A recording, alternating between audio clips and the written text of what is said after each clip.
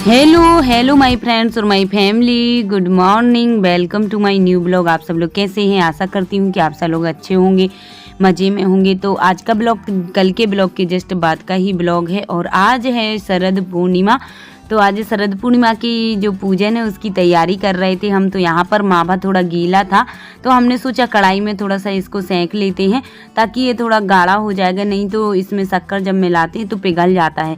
तो आज हम बना रहे हैं शरद पूर्णिमा पर नए तरीके से लड्डू मावा के, खोया के। तो हमारा मावा सीख चुका था तो हमने उसको पलट दिया है दूसरे बर्तन में और यहाँ पर हमने थोड़ा सा पानी डाल के और अब जो 1.5 पाव खोवा था उसको सेंक लिया, 1.5 पाव शक्कर डाल दी है अब थोड़े से पानी में और अब अच्छे से पिघल के देखिए चाशनी बन गई है अच्छे से, देखिए है ना। और अब इतनी कंसिस्टेंसी की हो जाए तब इसमें डाल देना है भुना हुआ मावा। जब जमने लायक हो जाए तब तो मावा भी थोड़ा सा भी और पिघलेगा, चाशनी के साथ में अच्छे से मिक्स कर लेंगे। और चाहें तो इलायची भी डाल सकते हैं, हमने इलायची भी डाली है 2, उससे है ना एकदम पेड़ा जैसा टेस्ट आएगा इन लड्डू का।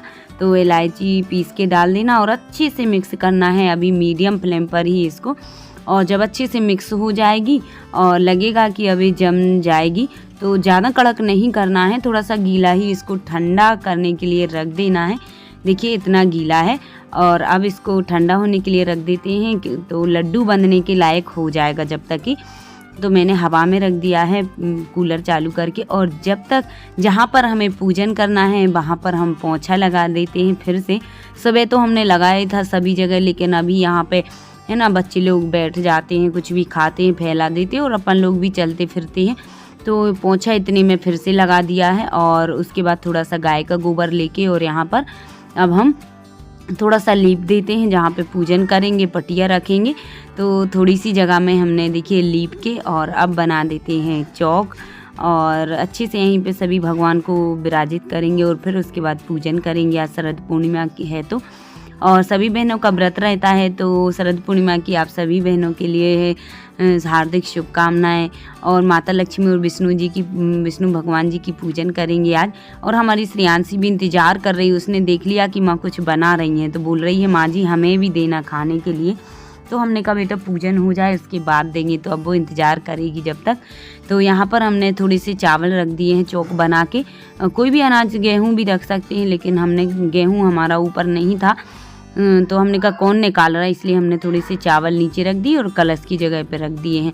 और उसके बाद लाल कपड़ा बिछा दिया है और फिर तुलसी माता जी को हमने विराजमान कर दिया है, स्थापित कर दिया है यहाँ पे।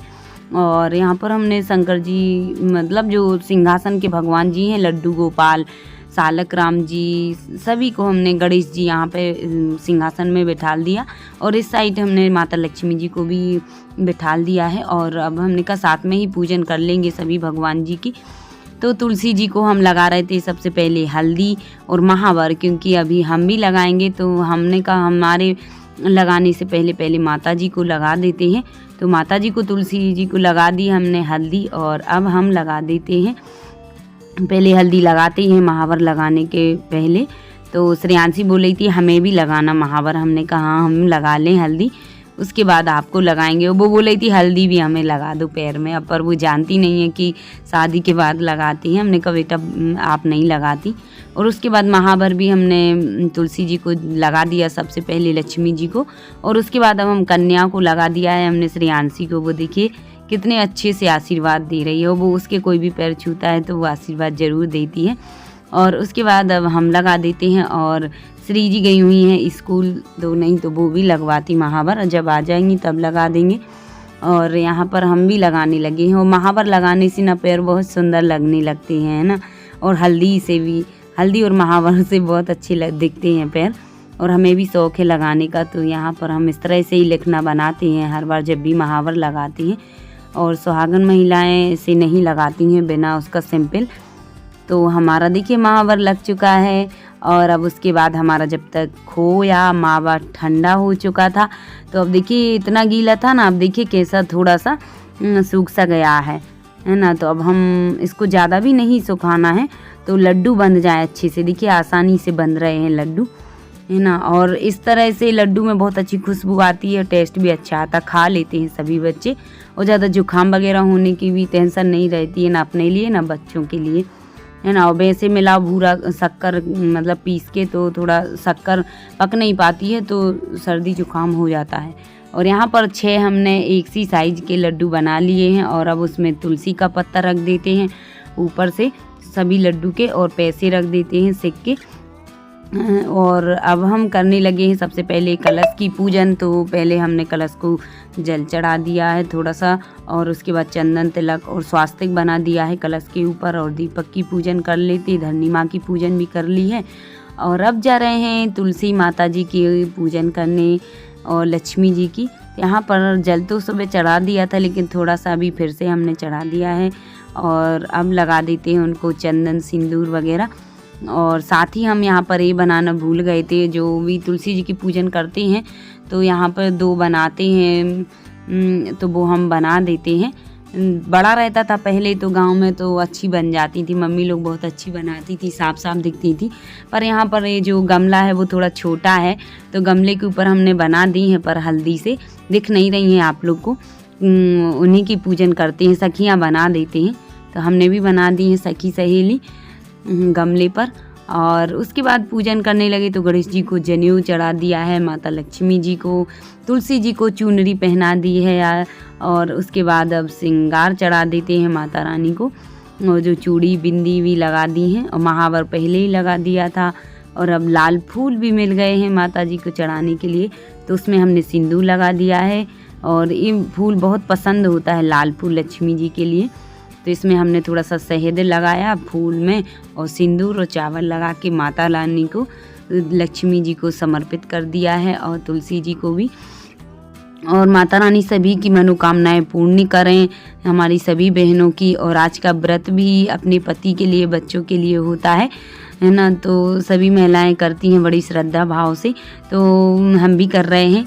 और ये नहीं कि जल्दी जल्दी में कर लो, तो मुझे तो बड़ी शांति से करना अच्छा लगता है।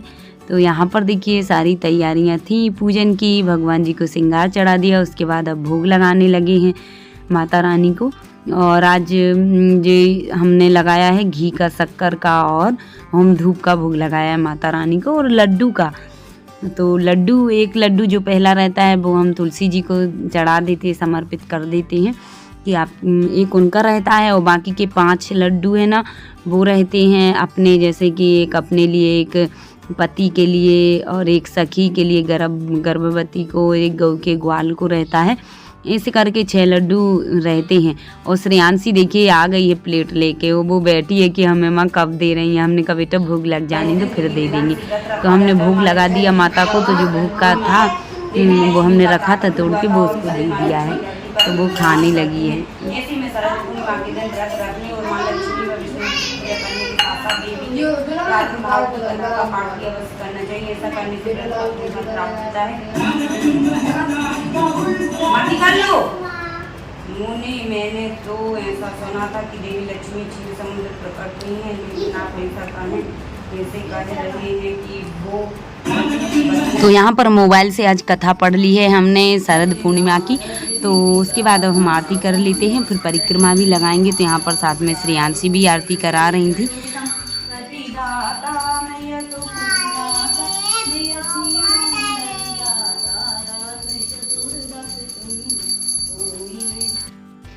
तो आरती भी कर ली है हमने। और आज शरद पूर्णिमा के दिन है ना, समुद्र मंथन के दौरान जो बूंद गिरी थी अमृत की, वो पृथ्वी पर भी गिरी थी।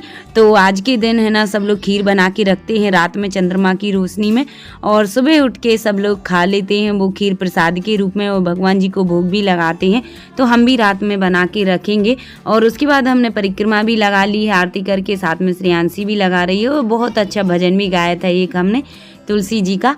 और उसके बाद अब हम सुहाग ले लेते हैं, और हमारी सभी बहनों का सुहाग अमर रहे, और हमें भी माता रानी सौभाग्यवती होने का आशीर्वाद प्रदान करना। और आज हमने पहली बार अकेले पूजन किया शरद पूर्णिमा का माता रानी का, और अकेले भी कर सकते हैं, जैसा भी बनता है तो कर लेते हैं, और जब जैसा मौका आता है हम वैसा काम कर लेते हैं। तो कैसा लगा आप सभी के लिए आज का माता रानी का पूजन, और आप लोग कैसे करते हैं कमेंट में ज़रूर बताना। वीडियो पसंद आई हो तो लाइक कर देना, न्यू है तो